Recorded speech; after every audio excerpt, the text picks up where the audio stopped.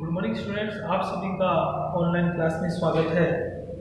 Last के video में ऋणात्मक विचलन वाले अनादर्श विलयनों के अभिलाक्षणिक गुणधर्म हमने पढ़ लिया था।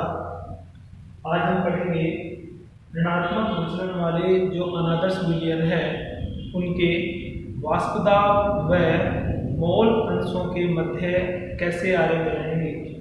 तो यहाँ क्योंकि ये द्विअंगी विलयन है जिसमें एक विलय होता है और एक विलायक होता है, तो यहाँ द्विअंगी विलयन के लिए हम वाष्पदाब और मोल अंश के मध्य जब आरेख बनाएंगे तो यहाँ की जो डॉटेड लाइन है वो आदर्श विलयनों के लिए आरेख के लिए हम बनाते हैं। यहाँ देखो, आपको ऋणात्मक विचलन करना है। धनात्मक में आपने आदर्श विलयन से धनात्मक विचलन प्रयोग किया था। अब की बार हमें यहाँ ऋणात्मक विचलन करना है नीचे की ओर। तो जब आप ये जो रेखा को सीधा नीचे थी, इसका जब आप आरेख बनाएंगे तो ये आरेख आपका नीचे की ओर इस प्रकार से प्राप्त हो जाएगा, जो ये रिप्रेजेंट करेगा कि P टोटल का मान कम होता है PA और PB के योग से।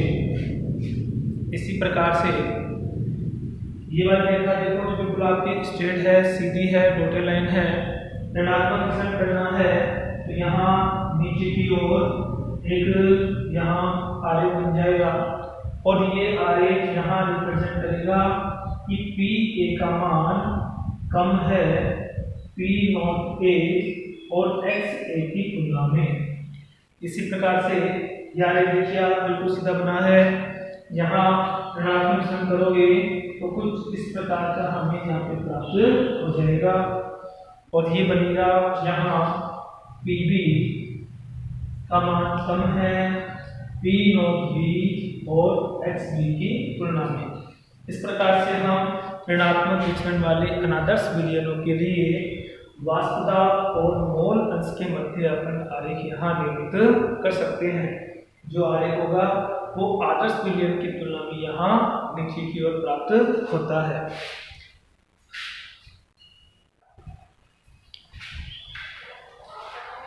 इसके बाद न्यू टॉपिक हम पढ़ते हैं यहाँ स्थिर क्वाथी मिश्रण या एजियोट्रोपिक मिक्सचर।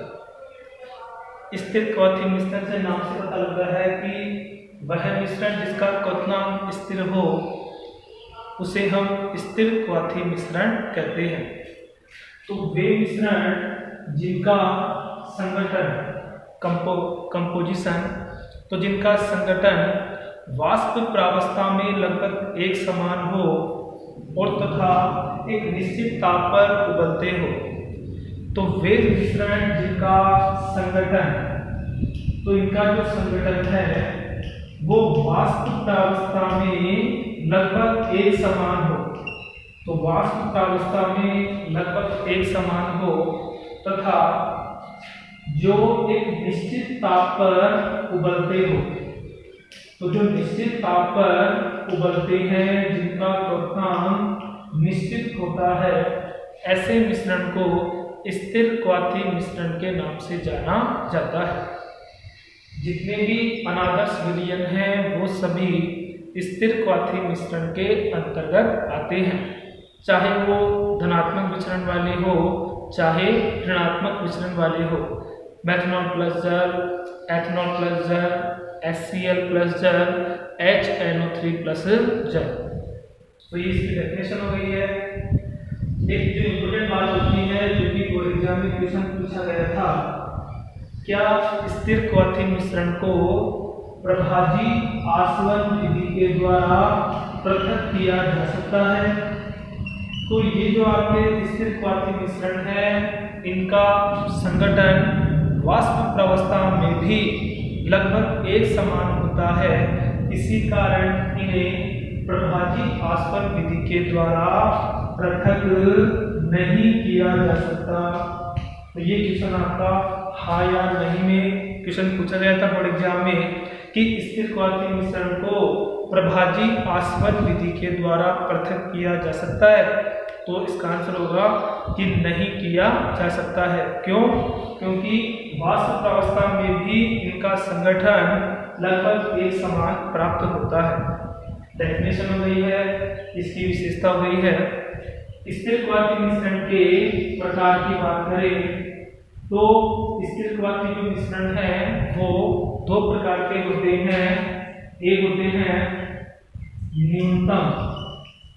न्यूनतम क्वथनांकी मिश्रण, तो न्यूनतम क्वथनांकी मिश्रण, और दूसरे प्रकार के होते हैं अधिकतम क्वथनांकी मिश्रण।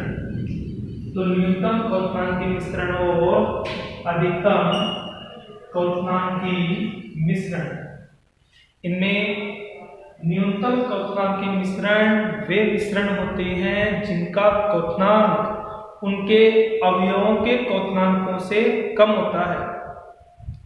मिश्रण का क्वथनांक अवयवों के क्वथनांक से कम हो, ऐसे मिश्रण को न्यूनतम क्वथनांकी मिश्रण के नाम से जाना जाता है। एग्जाम्पल, जितने भी धनात्मक विचलन वाले जो अनादर्श विलयन है, जैसे कि मेथनॉल प्लस जल, मेथनॉल प्लस जल, एथेनॉल प्लस जल, तो मेथनॉल प्लस जल, एथेनॉल प्लस जल, जो कि धनात्मक विचलन वाले अनादर्श विलयन है, वो सभी न्यूनतम क्वथनांकी मिश्रण के अंतर्गत आते हैं। अधिकतम क्वथनांकी मिश्रण वे मिश्रण होंगे जिनका क्वथनांक उनके अवयवों के क्वथनांकों से अधिक होता है। तो जिनका क्वथनांक उनके अवयवों के क्वथनांक से अधिक होता है, इसे अधिकतम क्वथनांकी मिश्रण के नाम से जाना जाता है। इसमें एग्जाम्पल आएगा ऋणात्मक विचलन वाले अनादर्श विलयन। जितने भी ऋणात्मक विचलन वाले अनादर्श विलयन हैं, जैसे कि HCl प्लस जल, HNO3 प्लस जल, ये सभी अधिकतम क्वथनांकी मिश्रण के अंतर्गत आते हैं। इसे कहते हैं एजियोट्रोपिक मिक्सचर या स्थिर क्वाथी मिश्रण।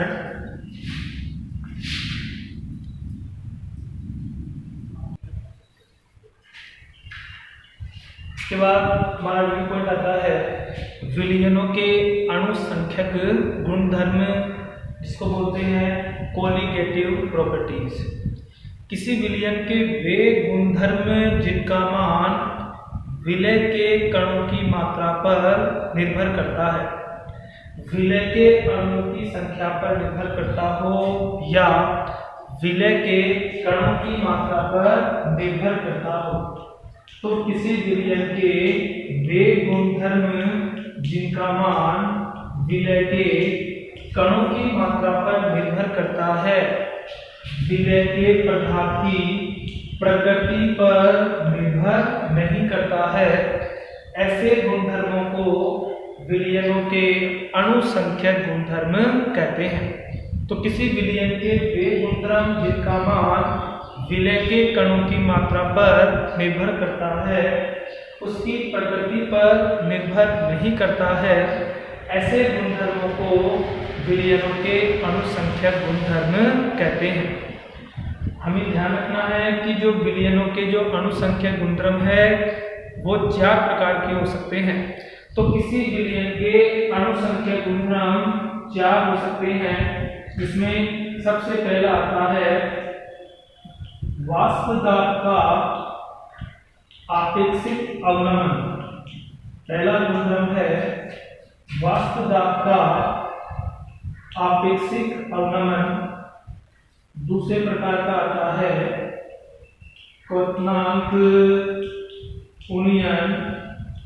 तो दूसरे प्रकार का अणुसंख्यक गुणधर्म है क्वथनांक उन्नयन।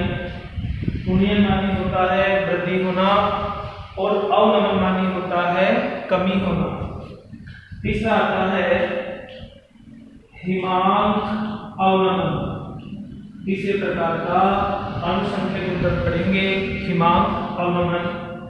और चौथे प्रकार का अणुसंख्यक गुणधर्म होता है प्राशन दाब या ऑस्मोटिक प्रेशर।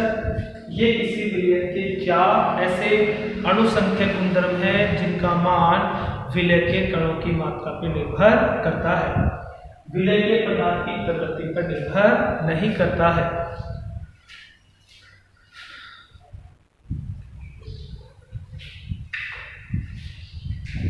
और आज का हमारा क्वेश्चन है 15% वेट पर वॉल्यूम, 15% द्रव्यमान आयतन प्रतिशत वाले औद्योगिक अम्ल के 1.5 लीटर विलियर में औद्योगिक अम्ल की गणना कीजिए। तो यहाँ हमें औद्योगिक अम्ल की गणना करनी है। कमेंट सभी ऑन है, तो आपका इसका जो आंसर है वो आपको चैनल के नीचे जो कमेंट्स बॉक्स है उसमें आपको कमेंट्स करना है। कमेंट्स आपके आ जाते हैं लेकिन उसमें आपका नाम पता नहीं चलता है कि किसका कमेंट्स आया है। तो सभी से रिक्वेस्ट है कि आंसर लिखने के बाद आपको अपना नाम भी लिखना है क्लास के साथ कि ओल्ड बैच का है या न्यू बैच का है। तो ये जो भी आपके आंसर आए उनका आपको कमेंट्स करना है। Thank you.